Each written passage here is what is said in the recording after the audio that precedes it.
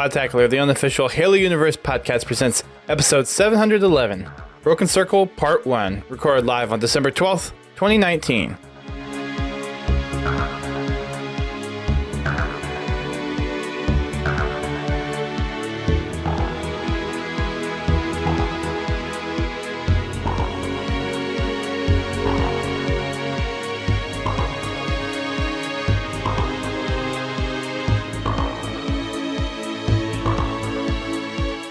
Hello everyone, welcome to Podtacular, the unofficial Halo Universe podcast. I am your host, Duststorm.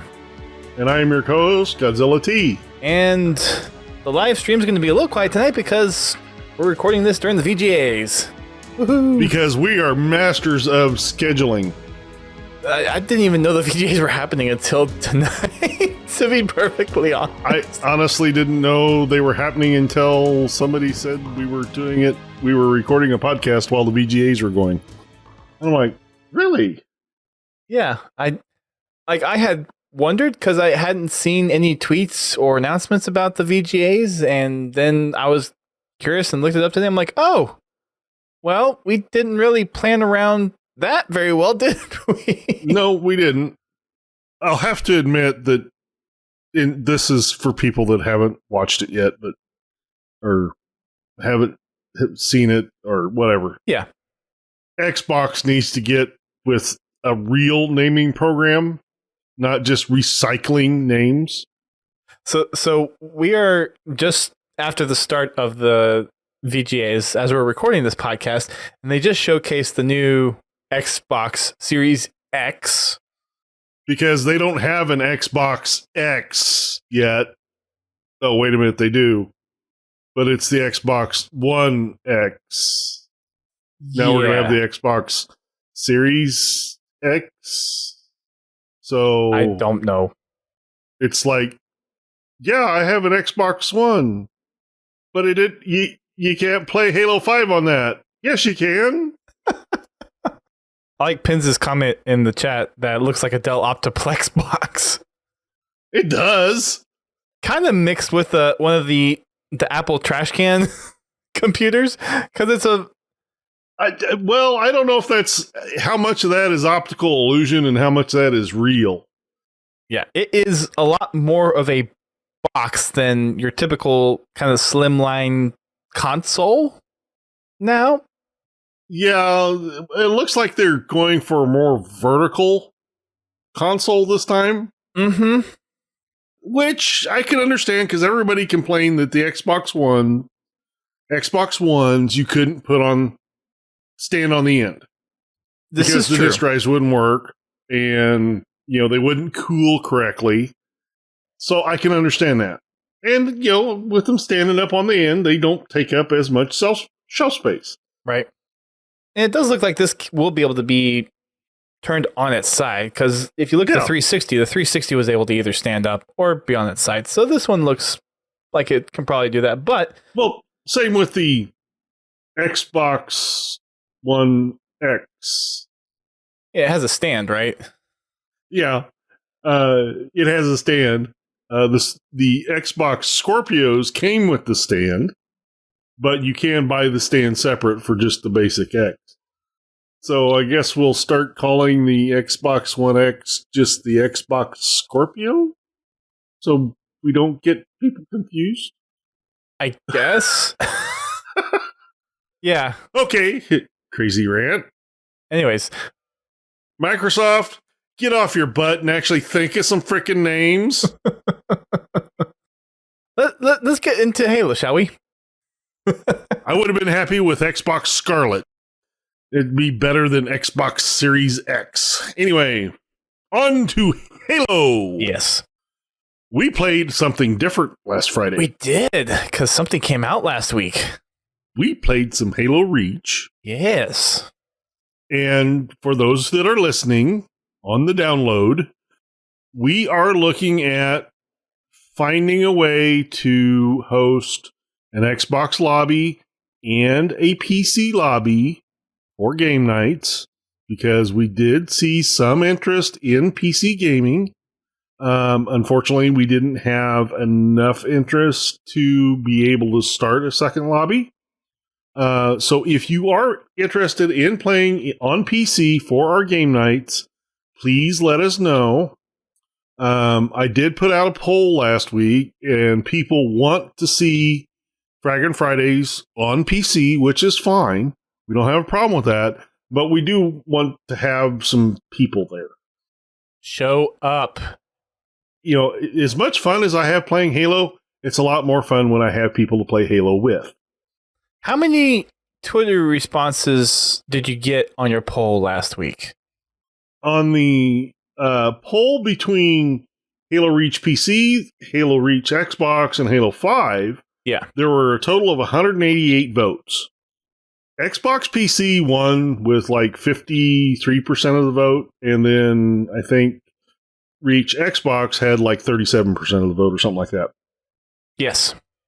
But I did put out another poll after that, seeing what people would be willing to play, and Halo Reach on Xbox won significantly. There were a lot fewer votes, I will tell you that. I believe we were under 20 votes, so there wasn't a whole lot of people able to join for game night. But most everybody wanted to play on Xbox. Like I said, we'll be happy to play on PC. We just are looking for someone or some people to show up, and we may also be looking for someone to help host those games, those game lobbies. So, and we are looking at ways to be able to stream both the PC lobby and the Xbox lobby at the same time on our channels. So we're working out some details, so just we'll keep you informed as we work things out. But all in all, had a great time in Reach. The rose-colored glasses came off really quick, as most people have seen. Don't get me wrong, I always liked Reach. I liked it better than Halo 3, but I liked Halo 2. I preferred Halo 2 over Reach. Overreach. Anyway, I'm overreaching. Yeah, I gotcha.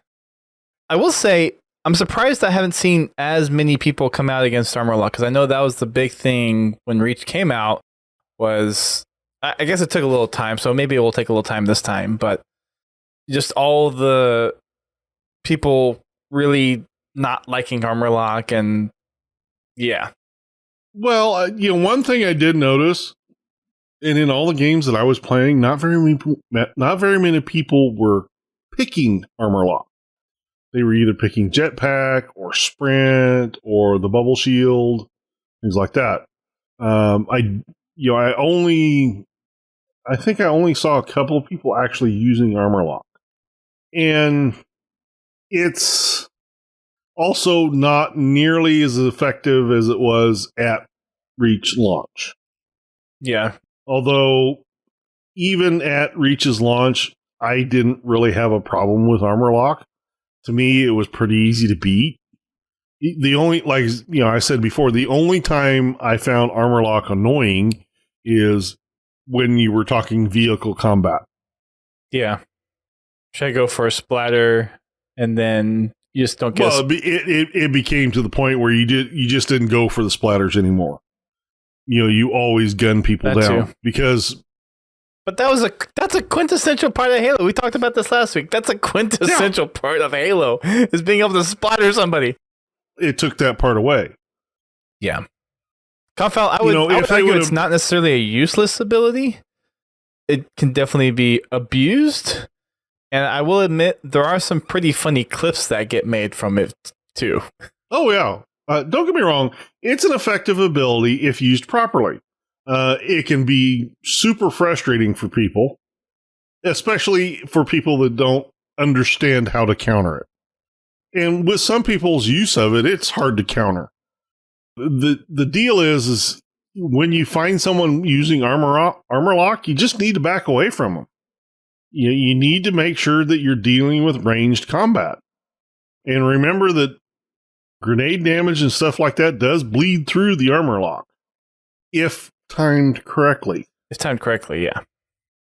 If I remember right, if you get grenade damage on them before they go down, even if they've activated before their fist actually hits the ground, the damage will still affect them, and it will not instantly start healing them. Interesting. So it's almost like any new damage that's on the map after the actual effect is activated doesn't do damage.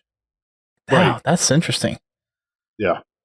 But they also increased if I remember right, they also increased the radius of the EMP damage when they come out. Okay. So you got to stay away from them. Gotcha. But, I always, that's the first thing I always did when even in the beta, when I saw people going into armor lock after I figured out what it was, first thing I did when they went into armor lock is I backed away. And then I figured out how long it lasted. I just drop a grenade right there at their feet. Plasma grenade right at their feet. And as they exited armor lock, boom, dead. Yep. Yeah, I think it's definitely more effective in Big Team than it is in like the 44 style games.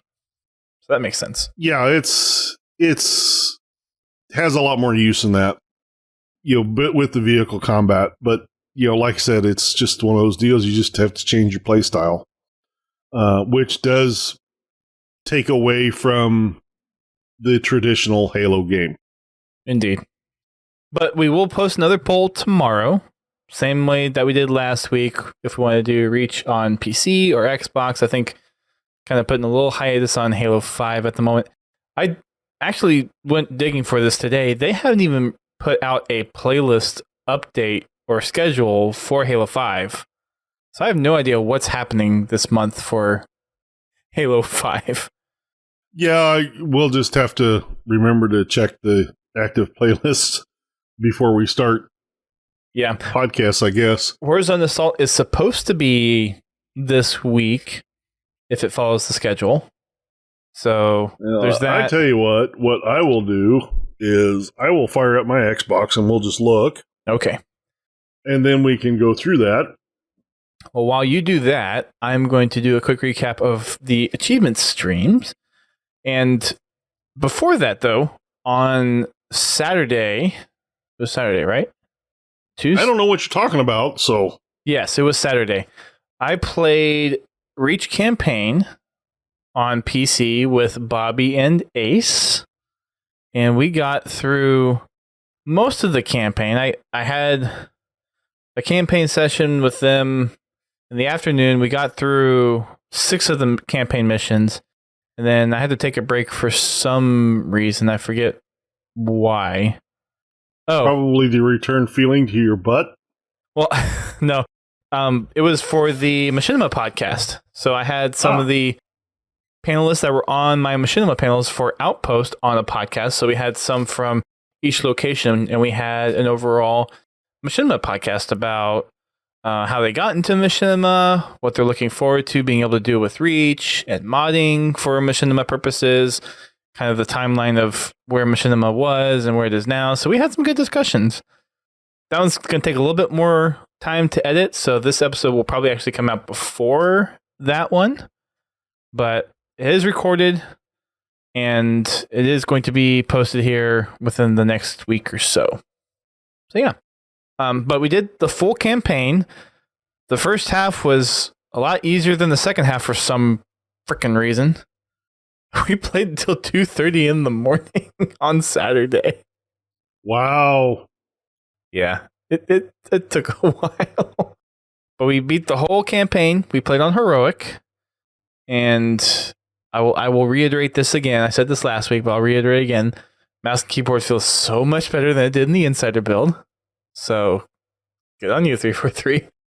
But we got all of the achievements for all the levels. We got the easy, normal, and heroic difficulty achievements. We even got some of the data pads along the way.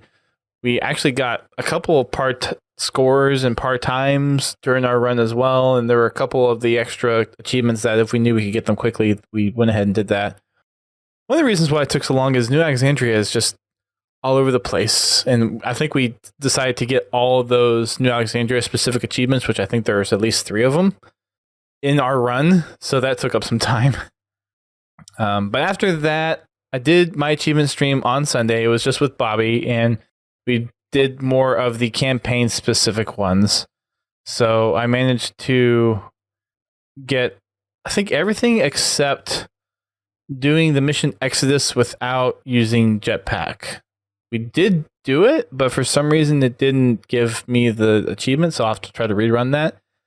I think that is do it without using any armor abilities. ability. Yeah, that's why I had a thought of after the fact. So, matter of fact, guess what I did over the weekend?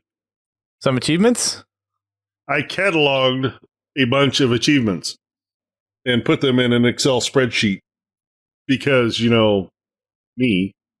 Yep. And guess what? I went looking for my other Excel spreadsheet that has list of achievements for the Achieving Halo series, Halo games. Yeah. And it disappeared. I don't know what I did with it. Was it on the computer that went poof? Yes, it was. Oh. Okay. On, let's see, that was on Exodus. Yeah. I think you're probably right where I just did not read the achievement details explicitly. Bobby had already gotten it, apparently. So he was helping me try to get it. You sure that was on Exodus? It was kill 10 enemies while using the jetpack. No. Well, I think that's probably the other achievement that I'm getting it confused with. So the achievement is, if I can find it. So I haven't found any of the legendary data pads yet because I haven't played through on legendary. But and I also haven't done the splatter forklift. Complete Exodus without using any armor abilities. So yeah, I confused 2 of the achievements together. What's the name on that one? That one is classic completion. I know I put that in there. And then the complete 10 assassinations on enemy players is requisite cat in pot. Oh my gosh. I fell over my tongue on the last time we did that one. And then game breaker is kill 10 enemies while using the jetpack. So I will be doing some more achievements, probably not during Sundays for MCC anymore. That was kind of one of those things where Bobby and I had the time, so we just kind of plowed through as many of them as we could. So probably the rest of the MCC achievements I'll leave kind of on my own time and leave the Sunday achievement streams back on Halo Wars 2. So we'll be back over there next week. All right. For the game playlists this week, in social, we have Husky Raid and ODST Slayer is the new one. Okay. So I'm looking forward to that. Then also, don't forget that Mythic Arena launched in the ranked playlist. And then in Warzone, they have Warzone Assault and Warzone Warlords. Okay. So, very nice. Warzone Assault Week. Try to get some of that double XP while you can. Yep. Very nice. And yes, the Mythic Arena is a new ranked playlist. Bacon Media has a trailer on it, and it's actually a lot of older style maps that were reforged in Halo 5. And they've also modified some of the movement mechanics for Halo 5 to kind of mimic a little bit more of, I'll put in air quotes, classic Halo movement. Yeah. So I probably won't be in that list. I'll give it a try. I'm curious to... Don't get me wrong. I never really had a lot of issue with movement other than Halos 1, 2, and 3 always felt slow. I never the games just seem like they took forever to complete. I mean, even the fast games seems like they took forever. And with Halo 3, I never got the shot mechanic on that one. It's just, I don't know. I was never able to get it. I just never could make the stupid VR work the way I thought it should. Okay. Fair enough. So in the Mythic Arena playlist, there are some maps that they've been including. The maps that are chosen in here are Abyss, and for that you have Assault, CTF, and Slayer. There's Cryptic for King of the Hill, Oddball, and Slayer. Frontier for King of the Hill, Oddball, and Slayer. Goliath by King of the Hill, Oddball, and Slayer. Oracle for Assault, CTF, and Slayer. And Vengeance for CTF, King of the Hill, and Slayer. And these maps are heavily influenced. Yes. Heavily influenced. NoobCombo.com actually has a nice little article that has links to all the maps. You can download them yourself.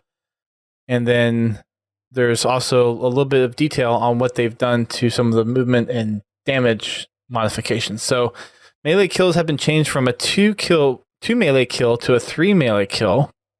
Power weapons remain on static timers and power-ups. Non-power weapons will continue to have dynamic timers. Ammos for some weapons have been rebalanced. And then for Spartan abilities, all there is thrust and stabilize. Also, the base movement speed, strafe acceleration, and jump height have been increased as well. So, Vengeance looks like a re-envisioning of Cold Storage a little bit. It's hard to base these off of one map, and the Bacon Media video probably has a lot more detail, and I haven't had a chance to really look at it yet. Frontier looks like a Lockout inspired remake. Oracle looks like a Wizard inspired remake. Goliath is what's the one from Halo 2? Colossus? Yeah, I think you're thinking Colossus. That's kind of what I was thinking too. That's kind of the vibe I get. It's not exactly the same, but that's the vibe I get. Cryptic looks like what's the one from Halo 3, the DLC map? Also begins with a C, I think. You know what I'm talking about? The kind of yellowish one? No, I don't think it's that one. What do you think? I know which map you're talking about, but I don't think it's that one. Okay. And then Abyss has an Epitaph vibe to it. Yeah. So those maps are going to be in the Mythic playlist, and that is going to be here for the whole winter season. So if you want to kind of try out some new things, then hop on into the Mythic Arena playlist. Available in Halo 5 competitive matchmaking today. What do we got for MCC updates this week, GT? Oh, let's see. On the MCC, we got 4v4 SWATums on Powerhouse and Penance have been retired. Womp womp. Shit. Wah, wah, wah. In Griffball, the frequency of Valhalla Griffball has been increased. Vanilla. Vanilla. We got in the Social 8-player FFA, Armor Lock has been added to the loadout offerings. Speaking of Armor Lock. Also in Social 8-player FFA, Slayer lowered the frequency of Boardwalk, Uplink / Condemned, Celerity, and Penance. Also an 8-player FFA, Slayer, increasing the frequency Asylum on Forge World, Pinnacle on Forge World, and Unchained or Uncaged on Forge World. Forge World. How many times can you say Forge World fast? Once. In 12-player FFA, Infection, Alpha Zombie on Deadwalk, which is Boardwalk, and Powerless powerhouse have been retired. Oh, more retireds. Infection, vanilla infection on Spooky Base, which is Sword Base. Spooky base. Spooky Base. Spooky Base. Downlinked, which is on Condemned, and Quarantine, Celerity have been retired as well. Why couldn't they put that all in one sentence? Solitary. Heroic Firefight, unlimited lives have been added in Generator Defense. So you can die as much as you want. And they hope you enjoy the Reach-focused update. Yep. So I guess for generator defenses, you defend the generators for as long as you can? Or until the end of the set? Honestly, can't. Well, probably until the generator blows up. That, I guess. Because I think it's just wave after wave until the... If I remember right, it's just waves until the generators explode. Okay. Or until you lose all the generators, depending on how many generators there are. I gotta go back in and give it a try. Yeah, honestly, I don't think I've played Generator Defense since the beta. I don't think I have either, to be honest. Well, Perfect time to Reach try it. launched, and I got so wrapped up in Invasion, I kind of forgot about Firefight. And it was almost never picked in matchmaking. And then it wasn't too long after that, they just removed it from matchmaking. Right, and you have to do it in customs. Yeah. And nobody wanted to do it in customs. Not really, no. On the social stream side of things, Snickerdoodle hosted it with Heinz on PC Reach. And I hadn't had a chance to watch the stream, but they were basically just playing Reach because it was the latest and greatest thing. And they had some fun in a lot of different playlists and social offerings for Halo Reach on MCC. I quickly skimmed through the video, and no joke, like 5 out of the 6 stops I made, Heinz was holding a sniper rifle. So yeah, I'd be surprised if they lost. Are you trying to say there was a pattern there? Maybe just a little bit, perhaps. On the tweet side of things, we have a couple of tweets to go over real quick. HCS retweeted a tweet from Vitoed. He's doing a little series on some quick tips for Halo Reach since it's out now. So if you want to head on over there and check out some of the stuff that he's making, then feel free to go and check it out. The video that he has for this week is how to crouch strafe in Reach. And basically it boils down to when you are doing a one-on-one duel with somebody, it's you kind of throw off their aim as you shoot and strafe from side to side. As soon as you kind of let go of the movement, you crouch to kind of throw off the enemy target, and then you start strafing the other way. A little advanced for me, but if you feel so inclined to try that, then you can head on over to Vito's YouTube and see how it's done and see if it is good for your style of gameplay.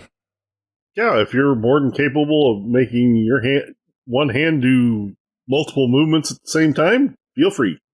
Yes. Yep. And then I am not that coordinated. If I wanted to be, I probably could be, but right now I'm not really going to worry about trying. And then the last Microsoft Retail Store Halo event is happening this weekend, as of when we're recording, December 15th. It's going to be a Halo Reach 2v2. So you can head on over to your Microsoft Store and register for that. We've got an article from Xbox.com regarding the launch of Reach and MCC on PC, and it actually set quite a few records. So there were nearly 3 million players of MCC on PC and Xbox during launch week. That's a lot of people. 3 million is a pretty good amount of people. Mm-hmm. It was the #1 top-selling game on Steam during launch week and the highest-ranking debut for an Xbox Game Studio title on Steam. I mean, that's not saying too much, because how many Xbox Game Studio titles are there on Steam? Yeah. 5? But to say that it was the top-selling game on Steam during launch week is a pretty significant achievement. Yeah. Well, I mean, just look at how many people are playing it. Mm-hmm. It's one thing to get the sales, it's another thing to get the players. Yeah. I'm just going to throw this in here. I'm kind of looking to the side of the Game Awards. I think they just showed that they're going to have a premiere of the next Star Wars movies inside the game of Fortnite. Okay. Sellouts. Anyway. I think. I'm not sure because I was seeing it out of the corner of my eye, but based on what I saw on screen, that's kind of what it looked like it was possibly doing. I'll have to check Twitter later. If someone wants to confirm that in the stream I'm sure chat. that'll be everywhere if it's true, because there'll be somebody complaining about it. Yeah. Anyways, sorry, distraction. And then the final thing that they have on here, just from their bullet points, it was the #1 most watched game on Twitch during launch day. I didn't watch a single stream on launch day. If I did, it was very brief. Matter of fact, I didn't even get a chance to play it on launch day. Did I play on launch day? Yes, I played one game of custom firefight with Ace. Yeah. And that was just so I could get my feet wet in it to actually talk about it on the podcast last week. One other thing that they mentioned in here wasn't part of their bullet points, but it was the fact that there have been over 35,000 Steam reviews, and overall the game has a very positive rating. There's some rose-colored glasses again. We'll see how long they stay on. So that's the article wrap-up. I know there's been quite a few people, based on the tweet that I put out earlier this week, that want to see the news segments be a little bit shorter, so we're going to try to do better about that. There are a couple of products that came out over the past couple of weeks, though. Plushie! Yes! Tell us about the plushie.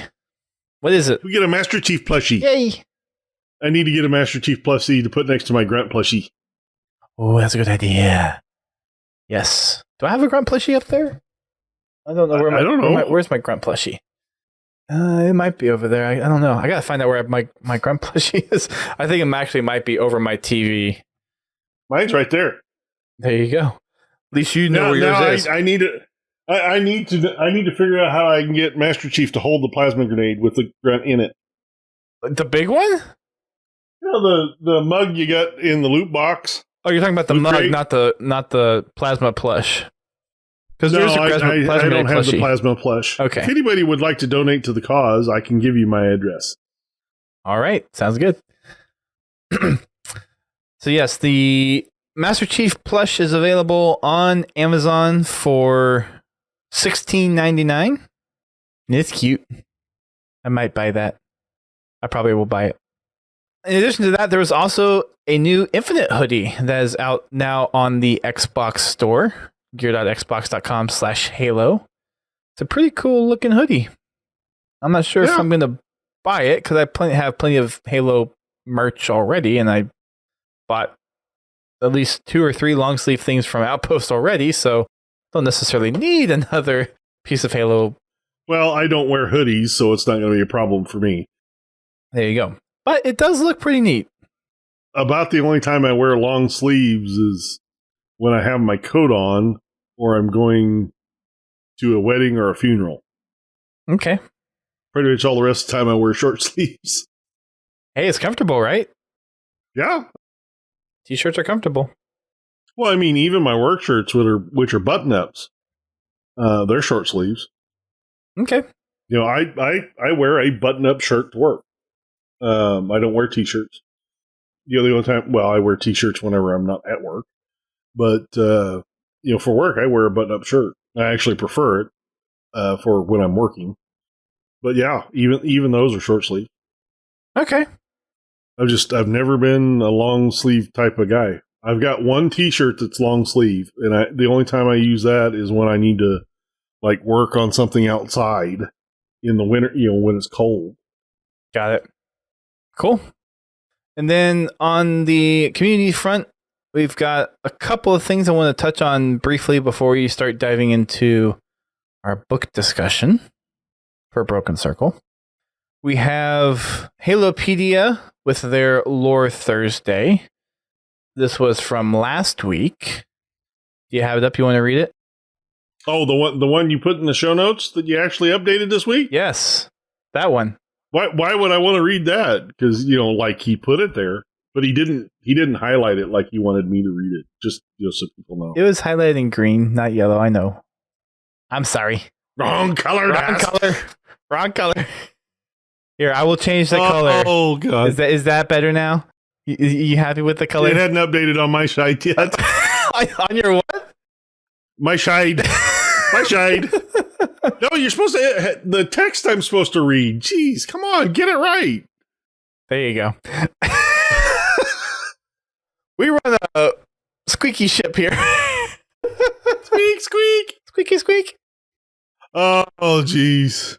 Oh, here's some more of those fun words. We've got plenty coming, so get warmed up now. What, the Mizum? The museum? Is that museum? Oh, okay, museum. Sorry. Okay, I want to preface something right now. And I've heard this comment that we don't have enough energy when it comes to the podcast. I would like to reiterate, my day starts at 4:30 in the morning. So by the time we get around to podcasting, I've been awake for a while. Yep, that's true.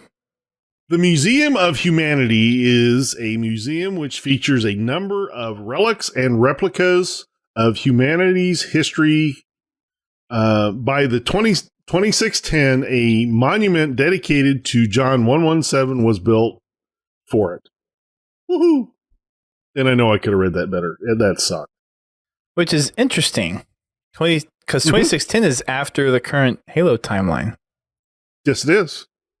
Okay, so where was that statue in the Halo 5 trailer of John? I don't know. But that basically the museum piece from the Halo 3 promotion is that. Yeah. Okay, where the statue that or that Chief was leaning up against come from? Who knows? Who knows? I need to channel my inner Jeff Steitzer. I might actually start working on that. Yeah, I think you might make a pretty good one. Oh, man. And then on the Play Griffball front, the next season is actually going to be on Halo Reach. So the PC League has separate signups from the Xbox League. Cool. Yeah. So PC League signups are announced for December 16th through the 29th. PC League will be a classic style form your own teams with a max roster size of 6. Like the console league, community points will be awarded to the champion and second place teams as well as to any players for games played, games won, and individual player rewards or awards. And then Dash appears to be more popular on PC than on console, but they'll be running several PC events this week and that's actually the week of this recording, to help make the final decision on what the primary game type will be. And for those that don't know, Dash and Classic are two different kind of styles of Griffball and Reach because Reach introduced Sprint from Halo 3. So they're looking to see if people like the Classic style of movement better than Dash, which is Sprint, and we'll see where that goes. For Xbox, they currently have 14 teams between those who have already registered and those who have confirmed with us that they're going to be playing this season.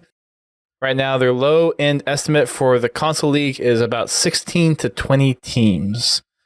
The winner 20 roster size for all teams has been increased to 6 players, so contact an admin if you've already signed up a team and want to add a 6th.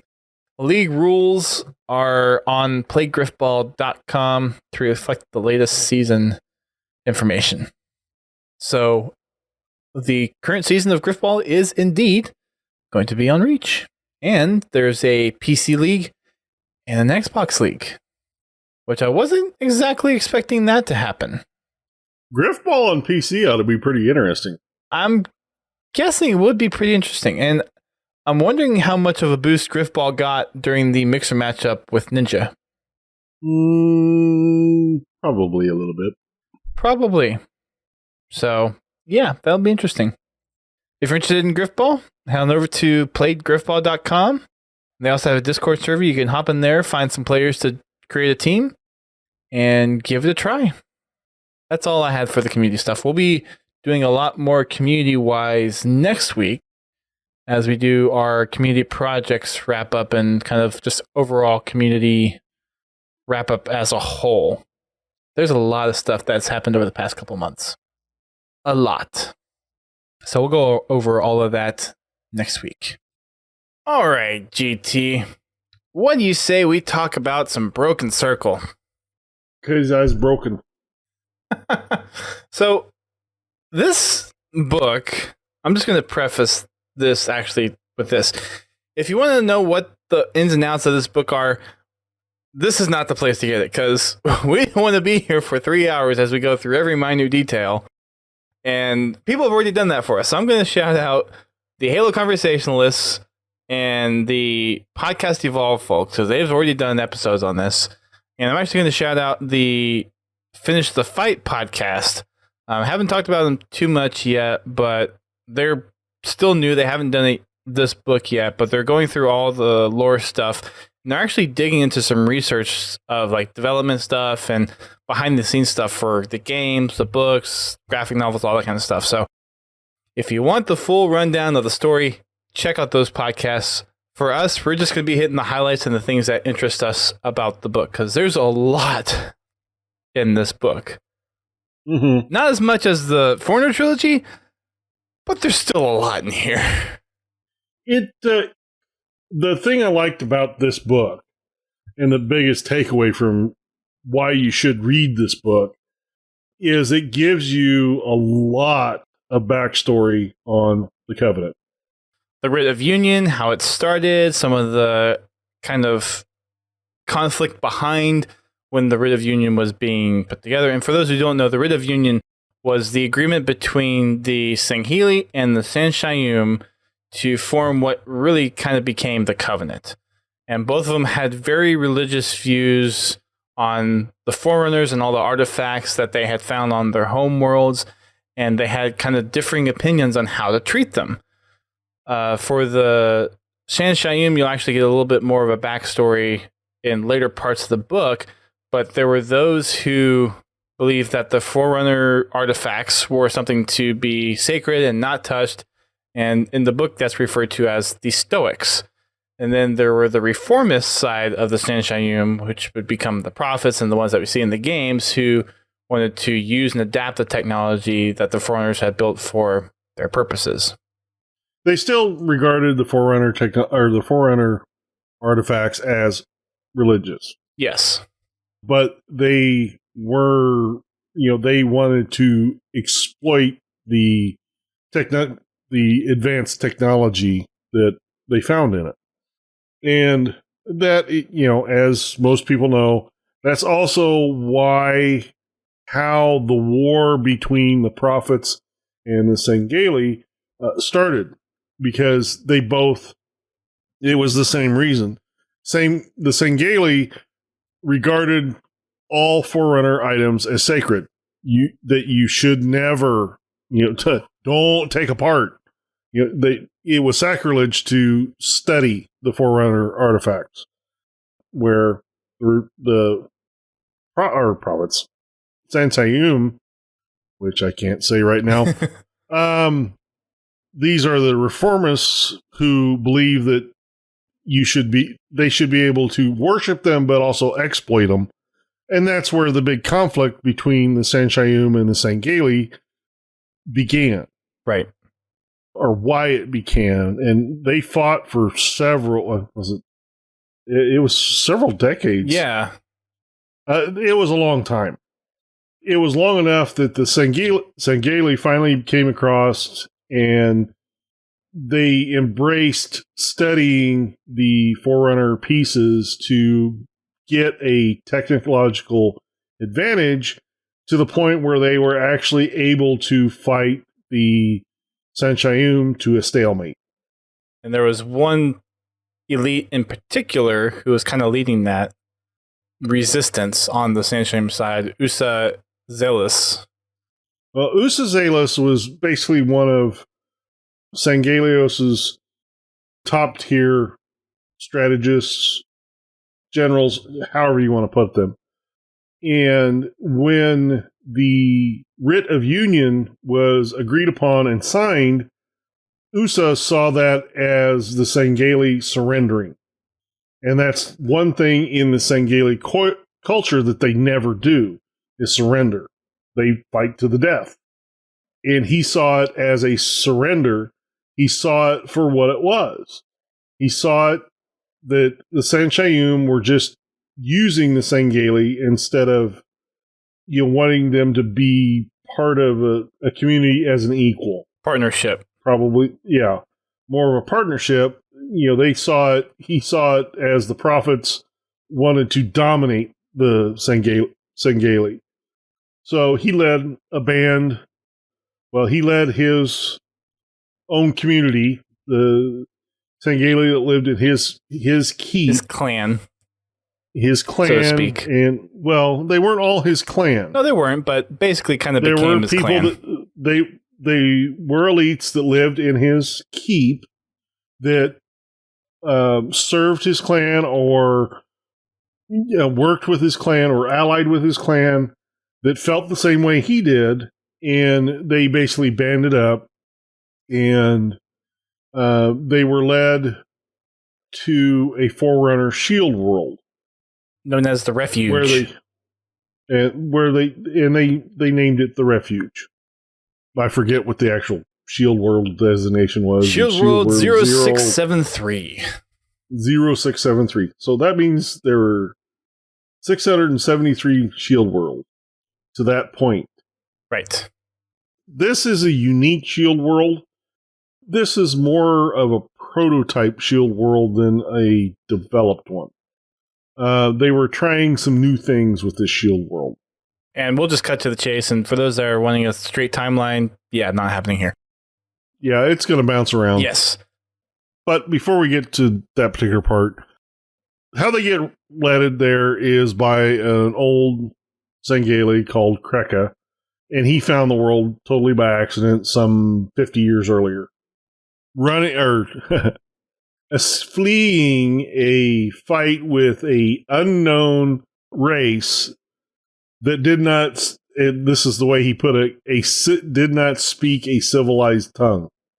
So it's got me interested I really want to know who they were fighting. Because that's a race that we don't know for sure who it was. Right. But anyway, Flood?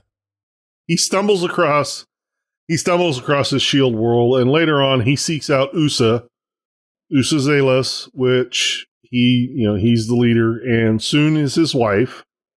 He seeks them out on a mining world and tells them about the shield world, leads them to it, and that's also where they meet the monarch, the monitor. Or I guess he's not really a monitor. Basically, yeah, is. He is. Yeah, basically, he's a bias, enduring bias, like mendicant, but not that level. He's not a Medarch level. Anyway, but he still has the three eyes, like mendicant. But he was there supervising the final construction of this shield world when the Forerunners did what the Forerunners did. Activated the rings. And then he was just left there. Yep. And he knew of the Halos, but he didn't really know much about them. There are several times he knew book. he knew what they did. I mean, he knew what would happen when they fired him. But over the years, he's kind of lost his marbles. Well, that, and they also removed some of his memory because of, that's what they did with all the monitors. And yeah, they segmented his memory out and removed sensitive information. But over the years, due to lack of repair, he's also lost access to several other parts of his memory as well. Yeah, there were a couple of times that in the book he would say something, and then Uso or Swoon would say, "You mentioned this. What can you tell us more about?" I was like, "Oh, I did? I don't even remember it now." So it just kind of goes to show how isolated he's been for how long, and then just kind of the disrepair that they've fallen into. Another interesting little fact about this book is it's almost 2 books. There's two different parts to it. There's the first part is called A Place of Refuge, and the second part is called An Invitation to the Dance of Chaos. Well, it takes part in two very separate timelines. Yes, it does. But they're still related. It was just kind of one of those. But yes, they are very related. The first part of the book, which, the entire setup, which is the part we're talking about right now, is pre-human war. I mean, this is before the Ungoi, before the Yanmi, before the hunters, before the jackals. Before all of them. This is the very beginning of the Covenant. It was like 960 BCE or something like that. I forget what the actual calendar was. 850 was a lot of the stuff. It's happened a long time ago. So, the first part of it, they're talking, they're really focusing on the end of the Sangheili War and the years, that time frame, those years in that time frame where they made the transition from being two enemies to working together. And there was another Sangheili. What was his? Oh, there were a lot of names in this book. Yes, so many names. I'm trying. Which one are you trying to think of? The one that actually went up against USA on the planet of blue and red. Makin Scraabin. Which, that's a normal name. Yep. The prophet of something conviction. Inner conviction. Yeah. Believe it or not, he's actually kind of a good guy. He's a historian type of Sangheili. He's very interested in cultures and history, and there are several parts throughout the book where he interacts with Usa and has a deep respect for him. Yes. Okay, Makin Scraabin. It's funny that I can't say the first name, but I can say the second name. Right? Makin Scraabin originally marked Usazelis for assassination upon their meeting on the planet of blue and red, which kind of leans towards a certain book cover that we covered earlier. Anyway, with the interactions that he had with Usazelis, he became to respect him as a strategist. Not like a friend, just as a strategist. Right. And as things progress through this part of the story, he starts to see things from Usa's point of view in some ways. There is another Sangheili which he had, let's say, smited a little bit. In other words, he basically made a fool of him. And he is now been appointed to be the prophet of the Ministry of Anticipatory Security by the High Prophet Excellent Redolence. This is one of the three prophets that was ruling at that time. Let's see. What was his? So the Minister of Anticipatory Security was No Custo, and then the High Prophet of Excellent Redolence was... Right. No, I was trying to think. I was trying to remember what his ministerial name, or his... Whose? McKinn's? No, yeah, well, McKinn's had a title. I was trying to remember the Cousteau's title. Yeah, that's the Ministry of Anticipatory Security. No, well, his... whatever, anyway. Well, that was his title. He didn't have any other title. No, that was the ministry that he was the head of. Right. He was the minister of the Ministry of Anticipatory Security. Yeah, but he had a second name. If he did, it's not on his Halopedia page. Yeah, I can't remember. They called him something else. I can't remember. Okay. He's got it in for McKinn. Yes. Because he had made a suggestion in front of the prophets, and McKinn basically shot him down. Said he was, basically said he was stupid for suggesting it and all this.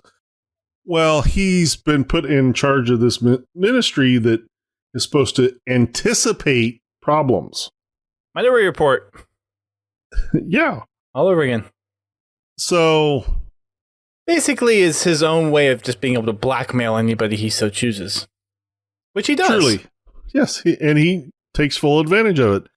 He basically blackmails McKinn into going back to their homeworld, Jonjer Calm, to recover some Forerunner relics and females. Now, before we get all sexist, yeah, let's explain why they're getting females. So, obviously, you have to remember at this point in time, the Sangheili have been inbreeding for a while. So, and their race is already genetically unstable, is probably the best way to put it. So, their role of celibates has been growing exponentially with every passing year, with certain genes getting too saturated in the pool. And the way they curtail that is by the role of celibates. They basically if you're put on the role of celibates, you're not allowed to have children. Which is how they are forcing McKinn to make this very dangerous trip. They do. And it's important to note that McKinn is also has a mate that he is very much in love with. So it's kind of one of those things of like, okay, well, you could just somehow get put on the role of celibates, in which case that would be a treasonous act. So he's basically put in this corner of like, well, I have to do this in order to kind of keep my lifestyle going. Well, McKinn, what has happened is his wife has become pregnant. Mm-hmm. And the minister finds out about it. And he blackmails McKinn with that. Because if McKinn's put on the role of celibates, not only will his child be killed, but his wife will be killed as well. Yeah. Politics. It's a bad thing. Yeah, gotta love them politics. So they take on this mission where they return to Jonjer Calm to recover the females and the Forerunner artifacts, which turns out to be one of the artifacts they're after is a luminary that shows the locations of the Halo rings. The other one is based. I can't. What was the other thing? It began with an R. The other thing basically it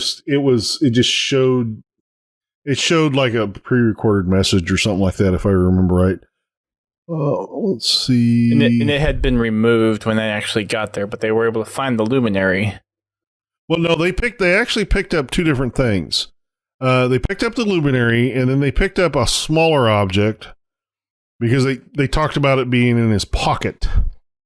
That basically, so a device that holds a holographic projection of. It just holds a holographic projection of the Halo, one of the Halo arrays. Yeah, the luminary does. No, not the luminary. The luminary actually shows where they are. The smaller device just shows a picture of a single halo. Got it. Yeah, I think it began with an R. I forget what it is. Yeah. The purifying vision is what the Sangheili ended up calling it. Right. Yeah, that was the small one. That was the thing that he brought back, and the luminary was the thing that was in the, for lack of a better word, dropship that ended up getting blown out of their ship that they were in.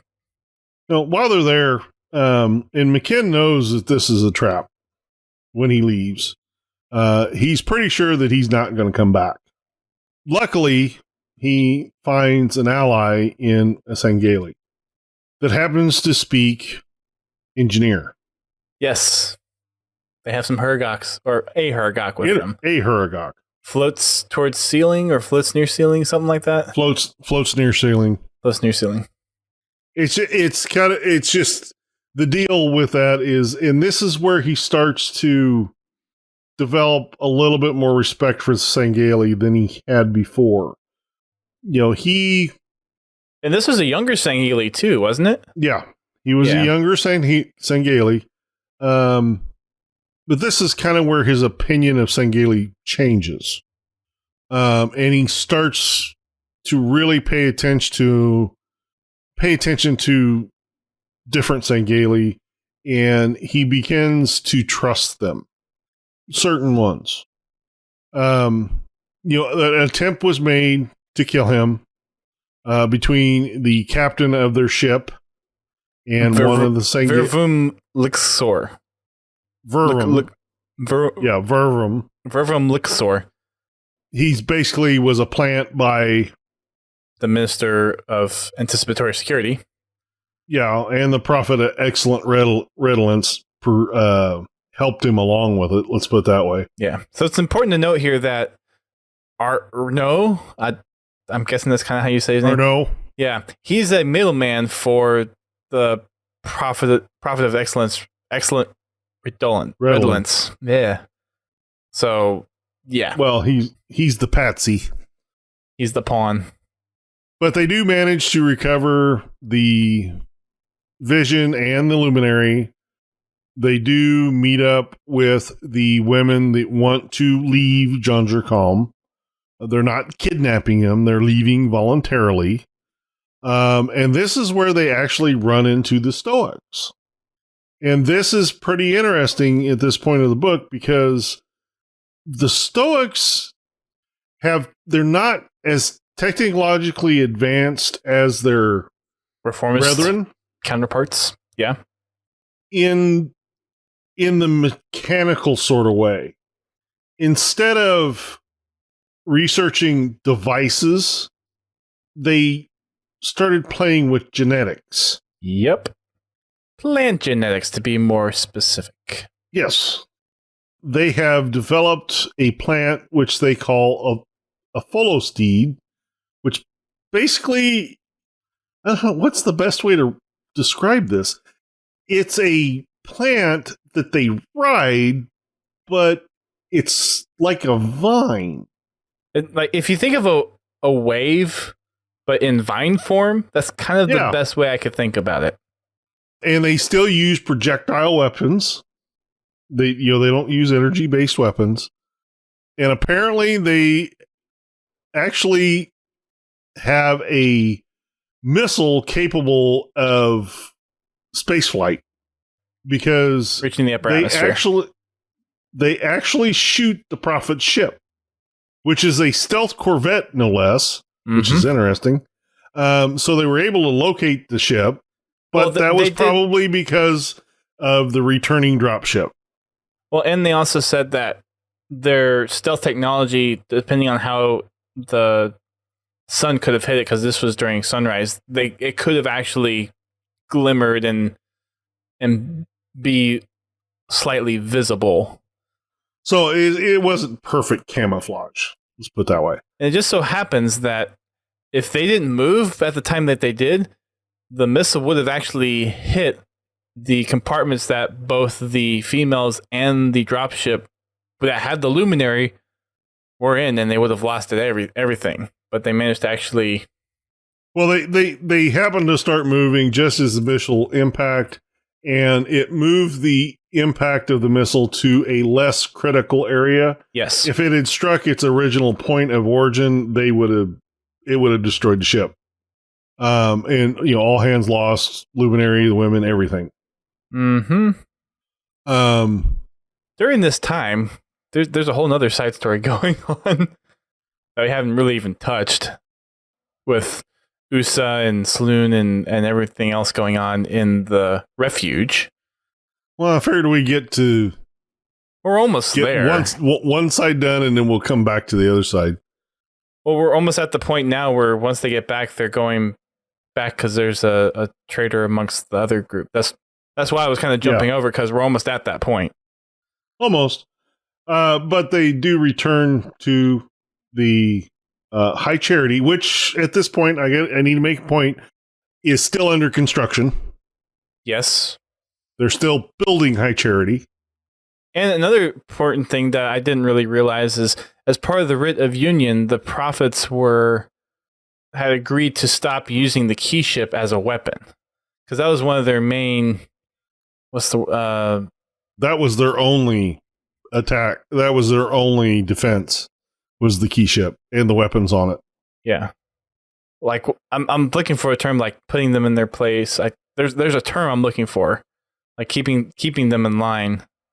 But so the keyship was their primary offense against the Sangheili, and as part of the Writ of Union, they were basically told you cannot use this anymore. So that's where it became, or started to be integrated in with High Charity more permanently, until we see what happens in. Now we flip over to USA and the refuge. At this point we're several years away from the original signing of the Writ of Union. So, everybody's kind of, everybody at the refuge is kind of, they've made their home. They have a daily routine. Things are normal. But of course, there are some dissenters among them. Of course. I find it interesting how they portrayed enduring bias. They get to a point where enduring bias is he's projecting a hologram of the shield world disassembling itself explosively. Mm-hmm. And USA, or soon, can't remember, one of them comes upon him and sees what he's doing and asks him about it. No, this was before that particular incident. And because USA and Soon already knew about it when Tersa found out. Right. Tersa is a younger Sangheili. I would probably say, late teens? Yeah, I was thinking teenager type of. Not quite an adult, but not really a kid either. Later on in the story, he comes across and he sees enduring bias replaying the destruction of the shield world just over and over again, and speaking in a Forerunner tongue, which the Sangheili do not recognize because they've never heard the language spoken. Yeah, because at this point, it was one of those things where USA was talking to Enduring about something regarding the shield world, and he brought up the fact of, that this shield world is pretty unique, and the fact that it can explode and whatnot. And USA basically said, we're going to leave that as a last resort, and we'll come to it later. And then I think it was something along the lines of enduring bias needed to visually play through it because of how much his memory was corrupted and all that stuff, to try to figure out, okay, is this actually possible? And running simulations and calculations and all that stuff. And that's when Tersa stumbled across what he was doing. And then I like the way that the Halo conversationalist put it, and the fact that Enduring just didn't really know how to explain things very well. And it led to many misunderstandings of what he was saying. It's similar to speaking in an unfamiliar language. You don't get how what the true slang term is, or some words, how they can, if put in a sentence in a certain way, they mean something different. The nuances of a language. Right. And that's the kind of stuff that you would get from Enduring. He would say something, and the way he said it, it would mean something totally different than what he would really meant. Yeah. And it just so happens that there were a couple of elites, and I'll call these probably high schoolers, where Tersa is probably more junior high-ish. No, these were adults. We'll say college adults then. No, these were adults. Were they? Oh, okay. I got the sense that they were not quite. No, they were much older than. Okay. They were definitely not college age. Okay. Especially, considering a little later on that one of them, one of the ones that they were trying to convert was probably a couple that was in their would be like their 50s. Fair point. These are older Sangheili. I would say late 30s ish type adult, maybe even 40s. As long lived as they are, it's not uncommon for a Sangheili to reach 100 years old. Their age ranges are a lot different than us. Sure. Anyway, they misconstrued some of the stuff that Enduring Biases said. Tersa basically said something to Krolin, and he was already kind of on the fence of wanting to overthrow USA, and then this kind of made it more... This gave him the excuse. Yeah, gave him some ammo to kind of craft his excuse of wanting to overthrow USA. And then apparently Drim was another one of Krolin's cohorts who was still on the fence, but then kind of with how Krolin crafted his way of trying to find a way to overthrow USA, kind of started siding with him. And then I forget there was when this specifically came up, but there was a discussion with Enduring and Tersa. It might have been while they were talking that Enduring just came in, and they were talking about a Huragok, and they had mentioned that the Shanshayum have Huragoks, and it's like Enduring Bias basically said, "Oh, it'd be nice to have the Shanshayum bring a Huragok here, because obviously Huragok fix foreigner things." Yeah, it's one of those things. Out of context, you can see how it be misconstrued, but you hear that, somebody that's already a conspiracy theorist hears that, and they, take it to the extreme. And then apparently Swoon had helped either mend or kind of sort things out with Enduring. So it's like, okay, Usa and Swoon are trying to get Enduring to get Shanshayum here, which is the whole reason of why we fled in the first place. So obviously he's wanting to put us in a bad situation. So basically taking that to the extreme, and eventually he got caught, and him wanting to overthrow USA was discovered and put on trial. And no, they weren't. No, that they was never going made to that happen. far. Right. That was going to happen. Then Krolin escaped. And Drim were basically called to the principal's office because Tersa and his girlfriend, what was her name? Lenore,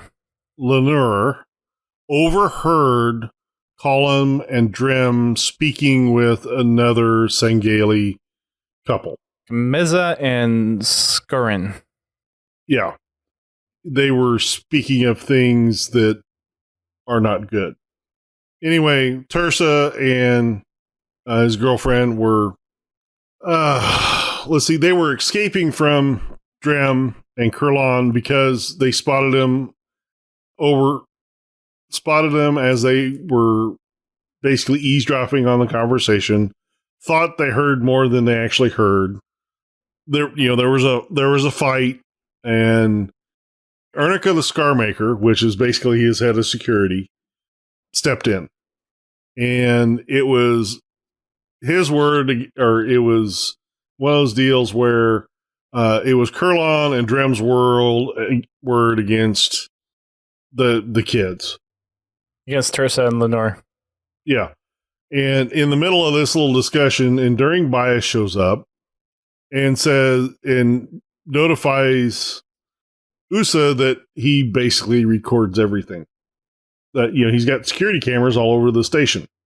And then he replays the conversation that Durham and Kurlan have had with Tersa and with other Sangheili, which was pretty damning. Yep.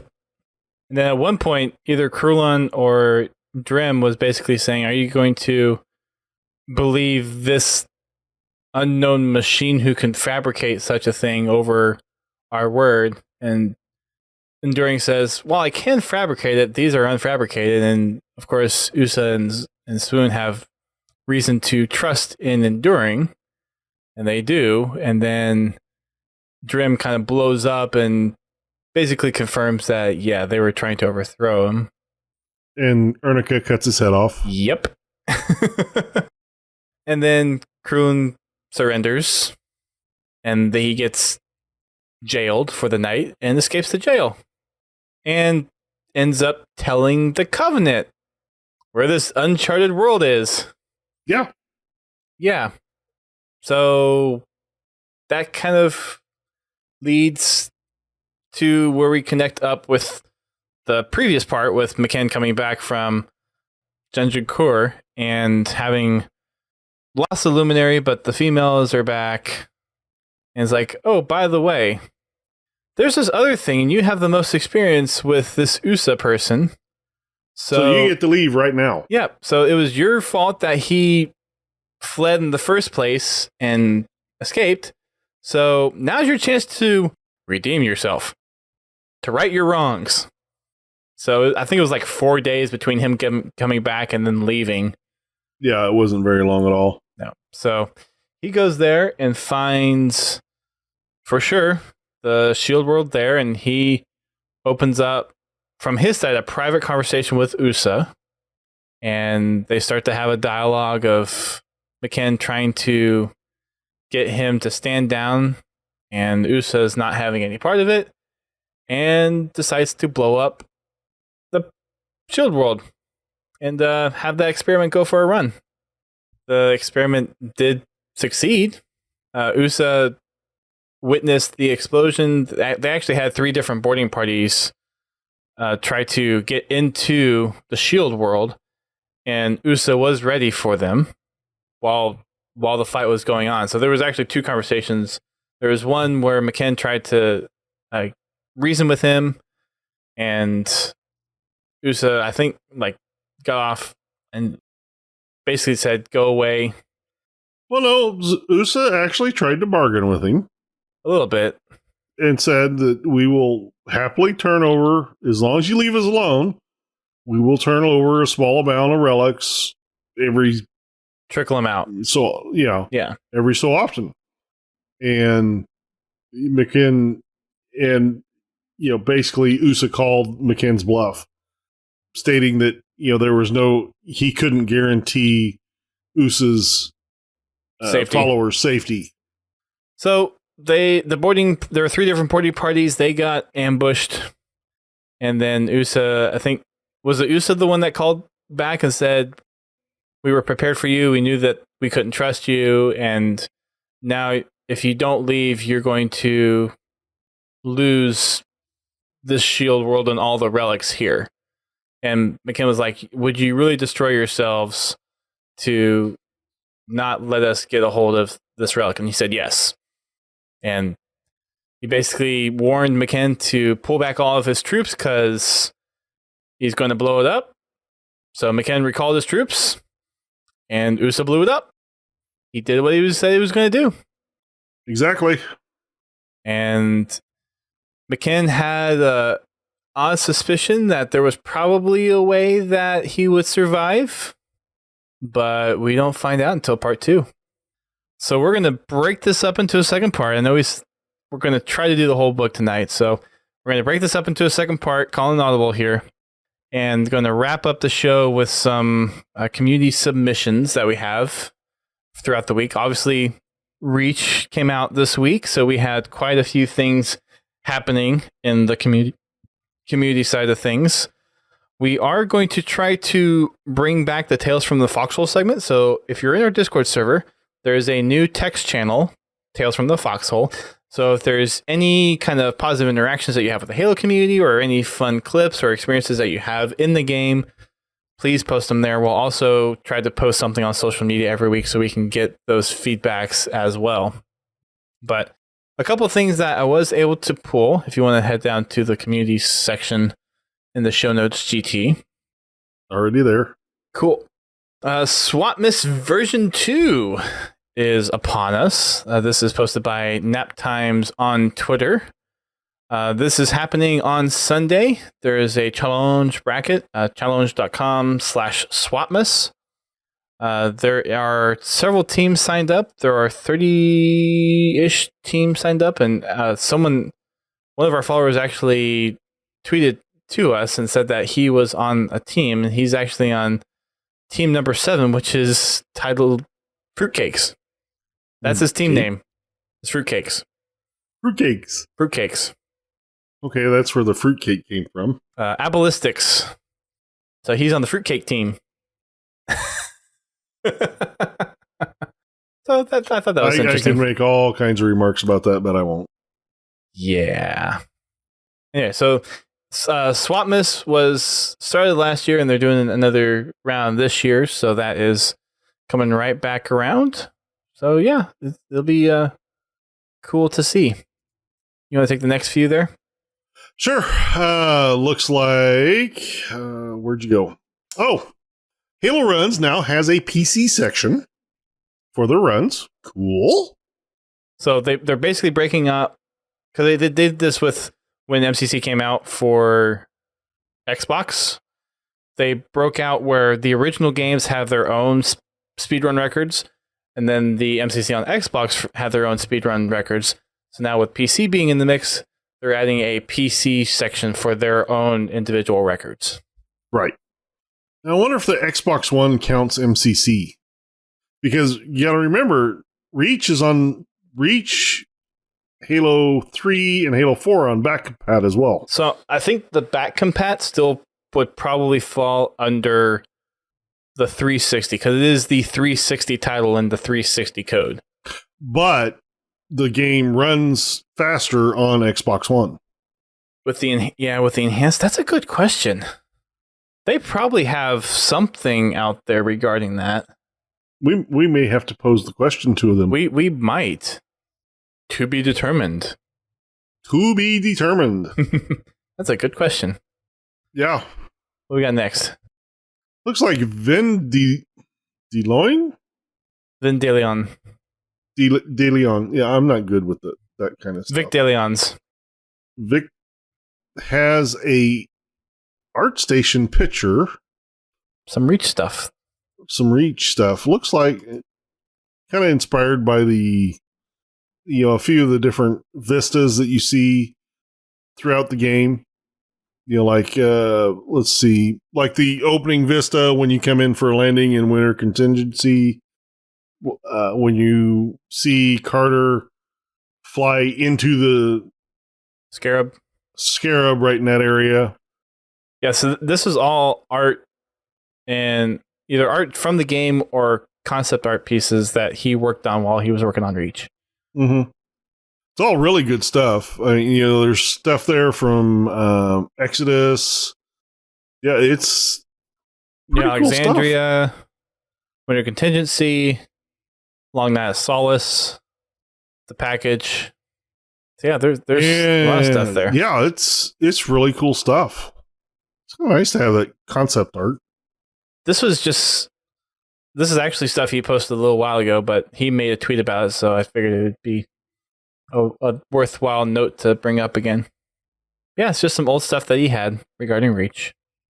It's cool. Yeah. Looks like Knockyard's back at it. He's got his Griffball Courts up on his file share. File share transfer was successful! Yay! I think he made some touch-ups. Yeah. You can find him at Run, Knockyard Run, and Knockyard 1 in the MCC. And just a heads up, if you want to find someone in MCC, because this is the only way you can download custom games, is go into a custom game lobby, select your name, like you're looking at your profile in game. Your profile in the game, and then search for a specific player, and then you can go down to their file share and download the maps and game types and stuff like that. That's kind of similar-ish as it was to Halo 3, although you did it in Halo 3 through the Xbox dashboard. But it's kind of similar-ish. Yeah, well, I liked it how they did it. It's not exactly the same. No, it's not exactly the same. It is better than when they originally launched MCC. When you originally launched MCC, you actually had to add the person as a friend before you could view their file share, which was a pain. because I had I had a dozen people that I had to friend just so I could get access to the maps they would create. Yeah. It kind of sucked. Yeah. But they've done a lot better with it now. Mm-hmm. It's better. I would still like to see a web-based browser for custom game types and map. One can dream and hope. That's one of the things that they've mentioned they wanted to do, right? I haven't heard them say that for the MCC. I've heard in-game browser, but I haven't heard anything as far as a web-based. Okay. And the biggest reason is it makes it so much nicer for people that feature content like Spiteful. When he features a game mode, he can put in the description a link to the person's file share. Yes. On Waypoint. You can click on the link as long as you're logged into Waypoint, and then you can just click on there to download or save the map in the case of Halo 5. Where, as the system is now currently, okay, well, now you have to take and fire up your Xbox. For one, you have to be at your Xbox. You have to fire up your Xbox. You have to launch the game. You have to go into a custom game. You have to bring up a menu. You have to search the person's name. Then you have to browse to their file share, find the map you want. Now, granted, they may have some other stuff that you want, but you can still browse the file share on the web page just as easily. Right. But then you have to either bookmark or download the game type, and then you have to back out, and then you have to go find the actual game type that goes with the map, if there is one, then download that, and then you move on to the next one. Right. And Fuchs, you're right. We are constantly waiting on a customs browser. Yeah. Custom contents browser. For sure. Rant over. Yep. The Halo Completionist has posted his data pads guide, so if you're looking for all those data pads, both on the regular difficulties and the legendary difficulties, check it out. We've got some Halo modders doing some pretty crazy stuff. Shoddy Boy has had a couple of things going on his Twitter. A new account that I'm starting to follow now because he's been retweeted by quite a few people. First one is a mod where he's actually gotten to be playing as a Jackal, and there's Jackal melee animations that's actually in the game.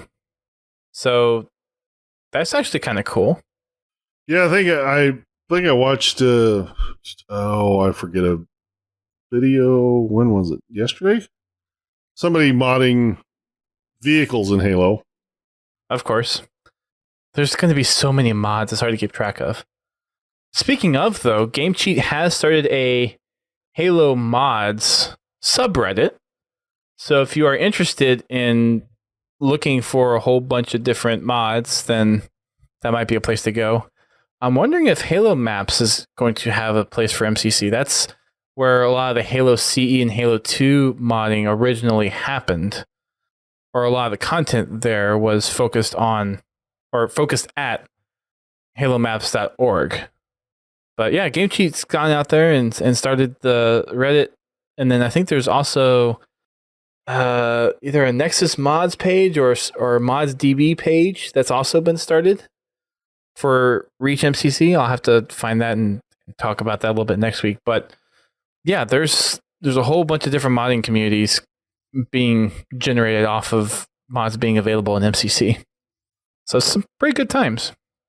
And then Shoddy Boy also had another tweet where he showcased another mod that he's working on. It was him playing as a brute in third person on Lone Wolf, and it looked like it was kind of just firefighty-ish, where he was in a squad of brutes and there were elites on the map as well. So, yeah. Kind of a brute versus elite Covenant firefight type of a mod. So that'd be kind of cool. Or a Battle Royale type of thing. You know Battle Royale is going to be modded with MCC. I'd be surprised if it wasn't, right? We'll see. Yeah, Dividable. So many endless opportunities, especially, yeah. I don't even think like some of the mods that have been done for CE and Halo 2 in the past on PC, I don't think they haven't even scratched the surface of what we're going to see on MCC. We'll see how things go. The floodgates have been opened. As long as they can keep it separated out, I don't have a problem with it.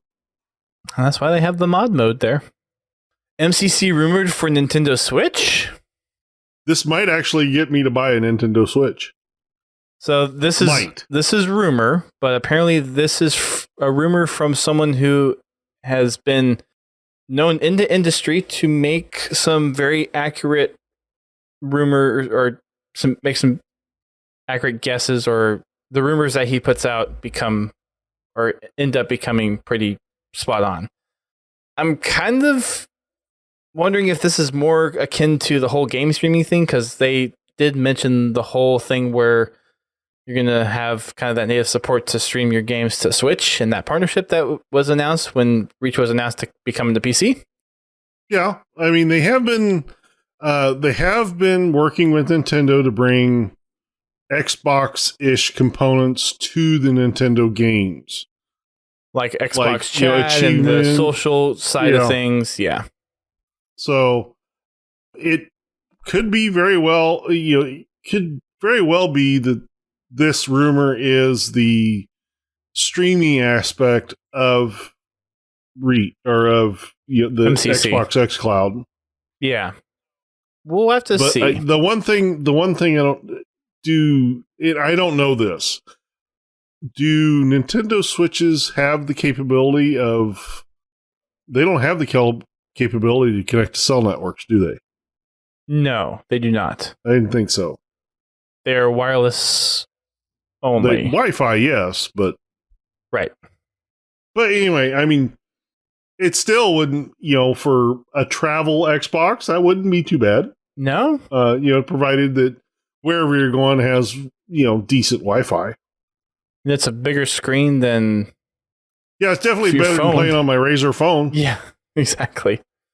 Although Razer does offer a controller for their phones. It also fixed a couple of the Samsung phones. It's very Nintendo Switch like. In other words, you have the two Joy-Cons that go on either side. Same form factor. Right. So once xCloud becomes a thing, they're adding more and more support for different controllers. Right now, the only controllers they support, I believe, are the Xbox controllers, and I think the Bluetooth ones, like the Steam controller. They're kind of limited to how many controllers they actually support. They have not added support for it. I think it's the Razer Cat or something like that. I forget what the name of the controller is. But anyway, it looks really promising. Yeah, it does. We got a bit of good news. What's that? Duquesne's birthday. No. How old is he now? He's 33. He's and old. Still breathing. He's an old man now. Duquesne old. So yes, happy birthday, Duquesne. Yes, very happy birthday. Reclaimer VR is actually working on a Halo Reach mod to bring Reach to VR. It's so cool. And it's looking really good right now. He's got some footage up on Twitter of Exodus. He's on that map. He's on I can't think of it. Yeah, I can't think of the name of the map. It's a Boardwalk. Boardwalk, yes. Thank you. But he's got some footage of him holding the pistol and holding the sword. Mm-hmm. Swish, swish. Swish, swish. The pistol looks really good. I mean, he's got the arms in there. It actually pivots at the wrists. It doesn't swing the arm like it does in the game. So, when you turn your wrist with the controller, that's where it turns the model at the wrist. So that's kind of cool. Yeah, it's actually really cool. And this is Nibre, by the way. Oh yeah, Nibre. Sorry. Let's just say, might help if people know where to find it. But yeah, he's been doing some VR work for Halo for a while now, and Reclaimer VR is his latest project specifically for MCC. He's had another couple of VR projects that he's done. There's a Half-Life 2 VR that he's done, Mother VR, which was for Alien Isolation, and a couple other things. But yeah, Nibre has been hard at work with this, and it looks really cool. It might be one of those things that puts me over the edge of buying a VR headset. Me too. And just to note too, he's doing this in multiplayer, not necessarily campaign. And he's not showing any movement, but still the fact that he can kind of move the weapons and sword around is... Like I said, this is early stages, so, he's just started working on it. Right. I mean, heck, the game's only been out, a week?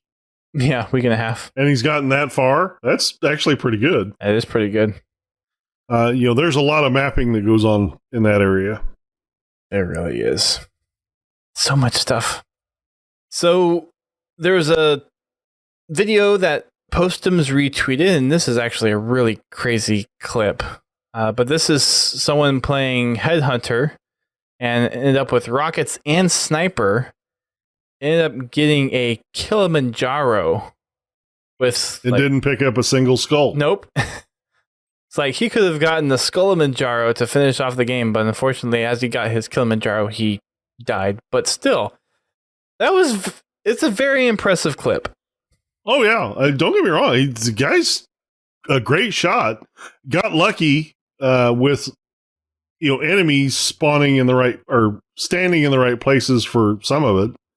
Because he got some double kills with the rocket. It was actually really good. Like, you want to set me up so I can get my Kilimanjaro achievement, please? Thanks. Yeah. This is this was retweeted by Postums, but the original person that tweeted this is Emnion, EMNIONS on Twitter. So I thought it was a cool clip, and Postums tweeted it, so I thought it was worthwhile to check it out. Ubernick also has a pretty sick clip where he was hiding at the very top of the Ivory Tower remake, whatever it's called, Reflection, I think it's what it's called.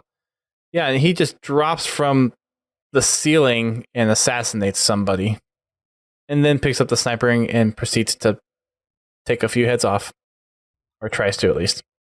So yeah, HLG is back at it again in Halo, especially with the jetpack and getting up to high places. Yep. We also have a Cyber Warthog render. So someone actually took the Cyber truck that was posted by Tesla and prettied it all up to make it look like the Warthog, and they used some of the design aspects of the flamethrower on the side, and then made it military green, added some snow effect to it, added the little water cans on the back, and it looks like it could be something from game. Yeah, it does actually. It's pretty crazy. We also have Starfall premiering their Seraph Act 1 video. So Mateo Arts has posted the video.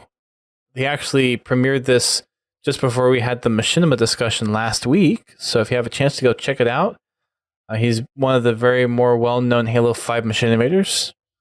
So check it out. Starfall Videos is the YouTube channel and the Twitch, or sorry, not Twitch, the Twitter handle. So check it out. Looks like our old friend Hossost been streaming some Reach. Yep. Usually streams on Tuesday. You can find him on Twitch. No. Yeah. Mixer. Sorry. Mixer. No, he's Twitch. He's Twitch? Pretty sure he's Twitch. I don't think he's made the change to Mixer. I could have swore he streams several times a week, but he just happened to stream Halo Reach on Tuesday. Uh-huh. Yeah, I guess it is on Twitch. But go and check him out. Looks like Game Cheat's at it again. Imagine that. He's managed to dual wield rocket launchers and ARs in Reach. That's a dangerous combination. Yeah, it is. Kind of need to work on the hand models, but other than that, it looks pretty good. Yeah, it's a start. It's a start. 2 rocket launchers, man. That's just nuts. So earlier this week, Postums posted a little story on Twitter on how his years just went and how unfortunate that his financial situation has been. And Mint Blitz, who's one of the Halo community members, he actually started a GoFundMe to raise some funds to help Postums out a little bit. Postums came out with a tweet a little bit earlier today saying that he would not accept any donations from the community, in which case Mint Blitz has stopped taking any donations for the GoFundMe and is starting to refund all of the people that have donated. So if you had seen that tweet and was wondering what happened to it or what the status of it was, that's what happened to it. So we actually managed to raise over 2,500 Australian dollars for Postums before the GoFundMe had to be canceled. I don't know if Postum still has the story up on his Twitter, but basically he's just been in a whole bunch of financial issues, and he's had issues with custody over his kids and getting to have to spend time with them. So it's just been an unfortunate series of events for him this year, and the community really started to kind of band together to show support. And well, we can still show him support. We just need to show him moral support. Right. He doesn't want the financial help, which is fine. That's his choice. But we can support him morally. Give him your best wishes. Tell him how much you appreciate the work that he does with MCC and everything. Exactly. Thank him for everything he's done. There's an open source modding tool called Assembly by Zed. He's been working on kind of a loader of sorts, and this is for being able to do some stuff with maps in Reach. So if you're into the modding stuff and are wanting to mod maps and add new weapon things or kind of move some things around in maps, then it's a modding tool that you can use. So you can head on over to his Twitter or check it out on Nexus Mods. There's a couple of tweets out there. Nexus Mods even posted a tweet specifically about the assembly mod. So you can find it, but that's a modding tool that's been built by the community, and we'll see how many more get created. And since the VGAs is tonight, Golden Boy is actually up for a VGA award for esports host. I don't think I've seen that category yet, so that still remains to be seen, but our good friend Golden Boy is out there doing great things. And then we had a couple of tweets where we asked you guys what you thought of Reach and what your experience has been with Reach over the first week that's been out. So we have quite a few responses. JK Fire from the HCS Pro Talk podcast, he says he's been playing an even mix of campaign and multiplayer. Have to get those achievements. Now, if only everything would sync correctly from what I previously earned on Xbox to Steam. Apparently, there's some achievement sync issues between Xbox and Steam, which it sounds like they're trying to work it out a little bit, but yeah, still a couple things out there. Yeah, the one thing is earning the achievements on Steam, you'll get the nice little pop-up. There is one. It's not as flashy or glamorous as the Xbox one is, though. Yeah, there is one, but it's not the pop-up. It pops up, it's just in the corner. It's this little bitty gray thing, though. Yep. I don't even think it makes a sound either. No, it doesn't. Actually, I get the notification from my Xbox app on my computer right. while I'm playing. I'm like, what the hell? Bleep bloop. Achievement unlocked. Yeah. So when I do my recording, it will not be... I unfortunately will not be doing it on PC unless I happen to decide to buy the Windows Store version, which I don't know if I'm going to do that or not. That's the one I bought because there was a discount on it. Yeah. Got it for basically $8 off. Yeah. Well, see, I don't know if I can share that with accounts. I don't know. That's a good question. I can test it. Of course, I could just buy it on the other account because either way I got to buy it. I can just buy it with my other account and play it that way too. That's a good question just to ask Uni and Sketch because, okay. Yeah, you should tweet them. You should ask about that. That's a good question. That's a very good question. I just realized something. I don't think it would pop it wouldn't even pop the achievement anyway. Not like it does on Xbox. No, it wouldn't. So there's no point. For the videos, yeah. I see what you mean. So I still have to play on Xbox. So anyway. Joseph Kennedy over on the Facebook page says, Griffball, bruh. Lots of Griffball. Back on Twitter, Alistar, one of the Machinima panelists that we had on, he said multiplayer and custom games. I am Mr. Mayhem, also from the HCS Pro Talk side of things. He says matchmaking hardcore. You have fun with that, dude.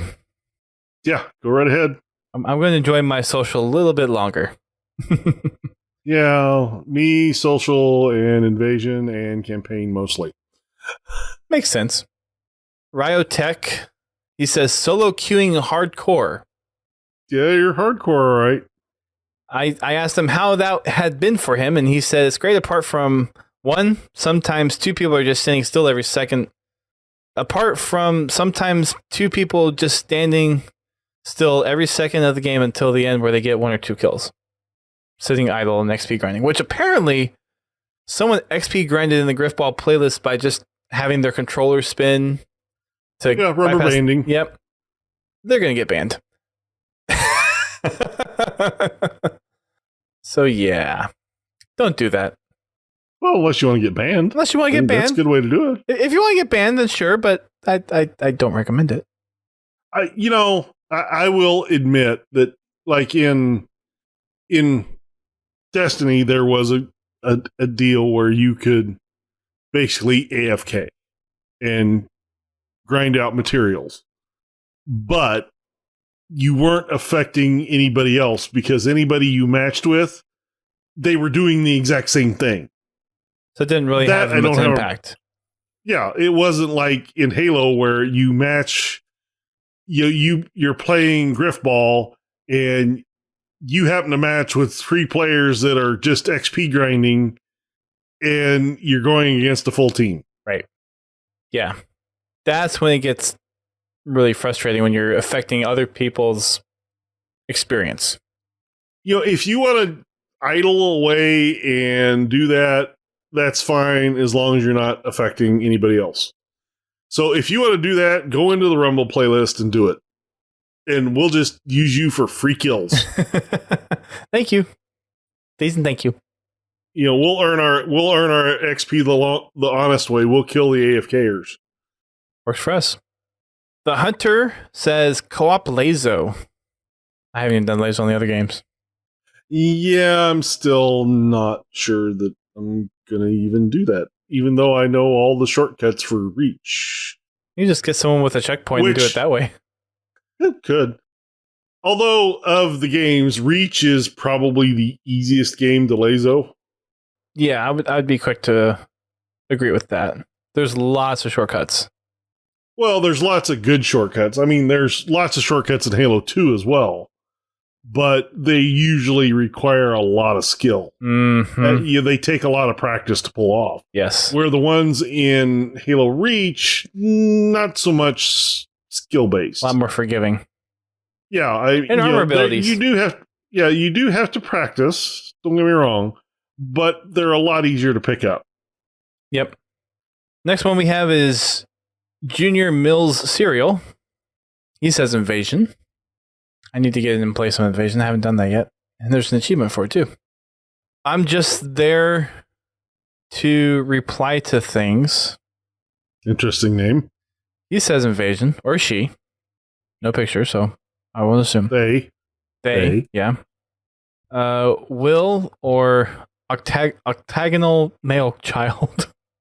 There's some weird names. He's been playing SWAT.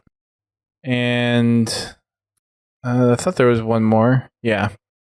Halo Legacy, or Nikolai. He was on the podcast a couple weeks ago. He said he's really enjoying the multiplayer. However, he thinks there's some improvement to be made with mouse and keyboard aiming and with the controller aim assist. So we were going to talk about that a little bit tonight, but since the podcast is going long, we'll talk about that next week a little bit, because we know that's a big community talking point. Slider Cleo, that's a name we haven't seen in a while. She says Reach campaign and a lot of Invasion. Also playing a lot of social multiplayer.